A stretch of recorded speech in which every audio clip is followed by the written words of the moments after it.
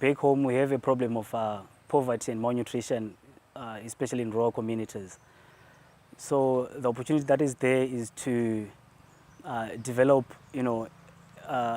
entrepreneurial skills within the communities, which can help to bridge the gaps, increase the supply of, nutritious crops, and also maybe small livestock, which can actually help the people to provide enough food and nutritional foods, especially small grains, which are more resistant in the communities which these small-scale farmers actually live.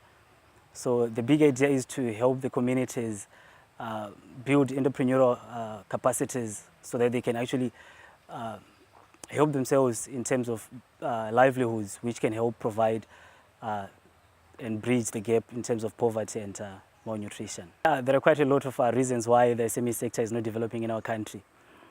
Firstly, it has been the existence of large-scale companies which have been operating in our local, in the country. So everything has been left to them to actually produce. But also now, due to many of these companies shutting down because of the economic challenges that our country was facing, there has been calls for entrepreneurs to come in and bridge the gap. But then the challenge has been capital itself. That has been the major challenge.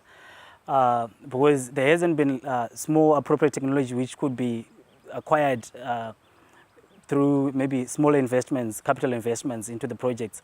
But then what we have learned here is the provision and availability of small appropriate technologies which can be implemented. So that has been one of the challenges, availability of technology and also capital. And then also the absence of incubators. So probably that's one of the reasons why also entrepreneurship is not developing in our country. So probably this model, if it is adopted in our country, probably entrepreneurship can develop in a better way.